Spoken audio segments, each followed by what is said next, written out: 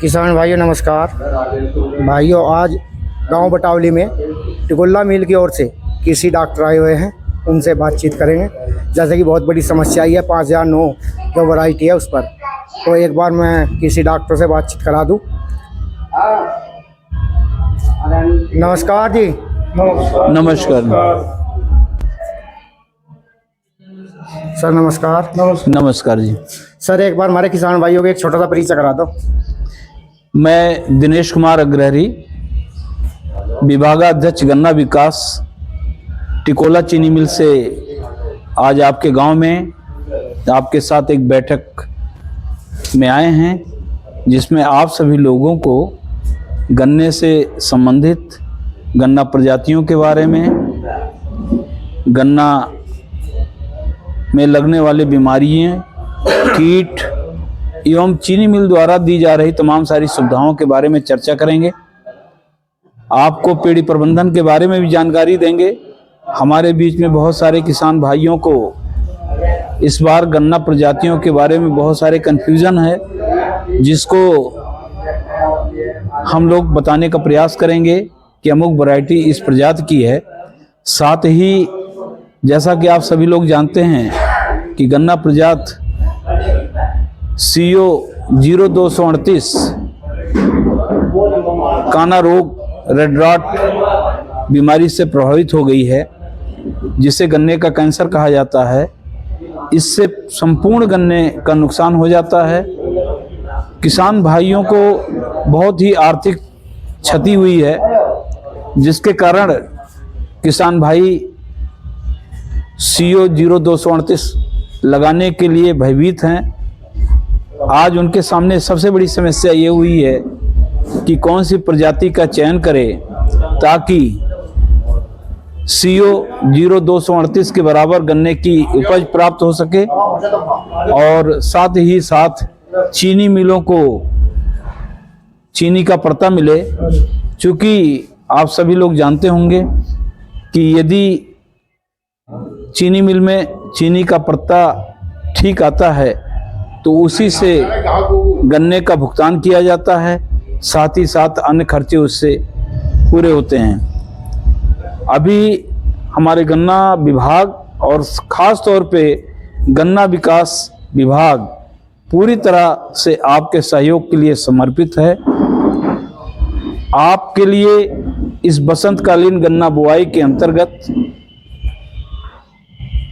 बीमारी की रोकथाम के लिए ट्राइकोडर्मा विरिडी घुलनशील मंगाया गया है, जिस पर 25% का अनुदान दिया जा रहा है। इसके प्रयोग करने से मिट्टी का शोधन होगा। जो बीमारी मिट्टी में पाई जा रही है, चूँकि रेड रॉट एक फफूंदीजनक बीमारी है और वो गन्ने के बीज से अथवा मिट्टी से फैलती है, तो इसलिए ये सब प्रथम सबसे आवश्यक है कि सबसे पहले मिट्टी का शोधन किया जाए। और मिट्टी के शोधन के लिए इसका कोई रासायनिक टिकाऊ उपचार नहीं है, इसलिए गन्ने बुआई करने से पूर्व मिट्टी का शोधन ट्राइकोडर्मा विरिडी से करना आवश्यक है। इसको कैसे करें, इसके बारे में आपको जानकारी देना चाहते हैं कि 1 एकड़ गन्ने बुआई के लिए 2 लीटर ट्राइकोडर्मा विरिडी की आवश्यकता होती है। उसे ला करके सड़ी हुई गोबर की खाद में लगभग 100 किलोग्राम छायादार जगह पे उसको रख लिया जाए, और उसमें 2 लीटर ट्राइकोडर्मा को भली प्रकार से मिलाने के उपरांत कम से कम 5-7 दिन उसको छायादार स्थान पर रखें। साथ में उसमें पर्याप्त नमी होनी चाहिए ताकि फफूंदी का संवर्धन उसमें अच्छी तरीके से हो सके। और अंतिम जुताई पर, खेत की अंतिम जुताई पर इसको खेत में बिखेर कर जुताई कर दें। तत्पश्चात इसमें गन्ने बुआई का कार्य प्रारंभ करें। एक बात आपको ध्यान रखना है कि इस दवा के साथ किसी अकार्बनिक खाद, रसायन का प्रयोग ना किया जाए, चूँकि ये टोटल फफूंदीजनक है और इसमें जीवाणु हैं अन्यथा वो जीवाणु कारगर नहीं होंगे।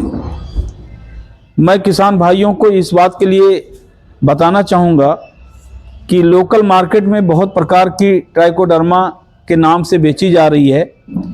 पाउडर फार्म की भी दवा उपलब्ध है, लेकिन पाउडर फार्म की ट्राइकोडर्मा एक निश्चित तापक्रम पर ही काम करती है।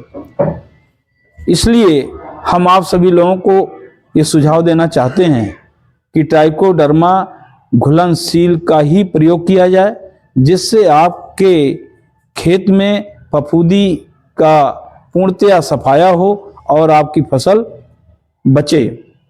इसके अलावा मिट्टी शोधन के उपरांत गन्ना बीज का शोधन भी करना आवश्यक है, जिसके लिए हमारे चीनी मिल के द्वारा गन्ना बीज शोधन के लिए आपको थायोफिनेट मिथाइल एक रसायन है जो सबसे अच्छा है, और अभी तमाम सारे रसायन इससे पूर्व में प्रयोग किए जा रहे थे, तो सबसे लेटेस्ट टेक्नोलॉजी के अंतर्गत थायोफिनेट मिथाइल का प्रयोग हमारे किसान भाई कर रहे हैं।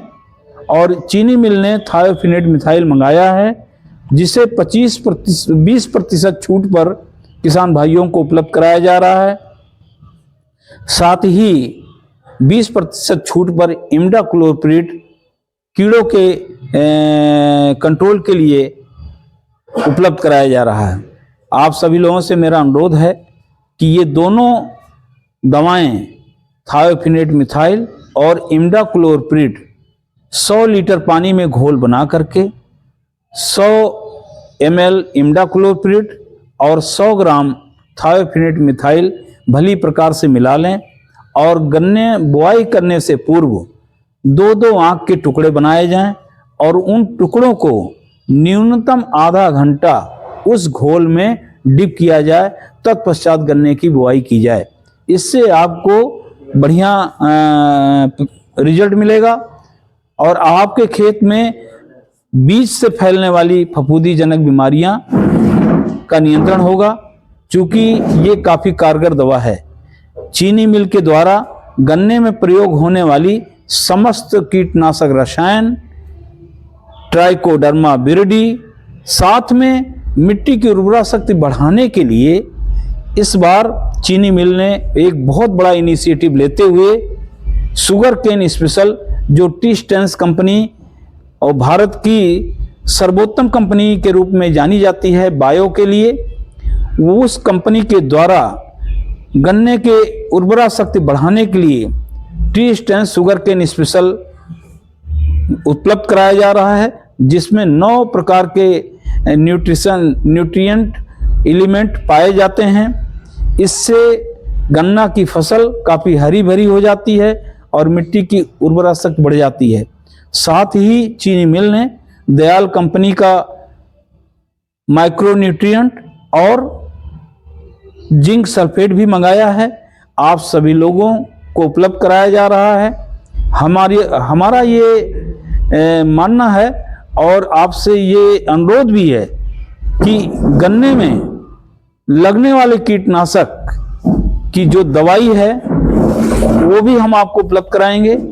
टॉप बोरर की जबरदस्त समस्या है, पुक्का बोइंग की समस्या है, अर्ली शूट बोरर की समस्या है, गन्ने के पेड़ी फसल में ब्लैक बग की समस्या देखी जाती है।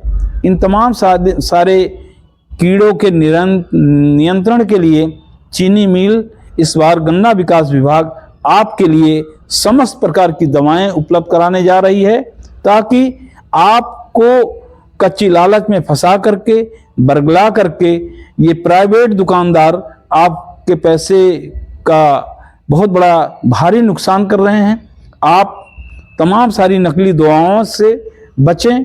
जो मार्केट में नकली दवाओं का एक पूरा जबरदस्त रैकेट फैला हुआ है, कृपया आप सभी लोगों से मेरा अनुरोध है कि आप इन सब दवाओं को ना लें। चीनी मिल के द्वारा गन्ना विकास विभाग द्वारा उपलब्ध कराई जा रही दवाओं को और ट्राइकोडर्मा को का ही प्रयोग करें। साथ ही हम लोगों ने ये आपके लिए, चूंकि 238 गन्ना प्रजात धीरे धीरे इसमें बीमारी की वजह से इसका क्षेत्रफल कम होता जा रहा है। किसान भाइयों को किसी भी प्रकार से घबराने की आवश्यकता नहीं है। अभी उत्तर प्रदेश गन्ना विभाग द्वारा 3 फरवरी को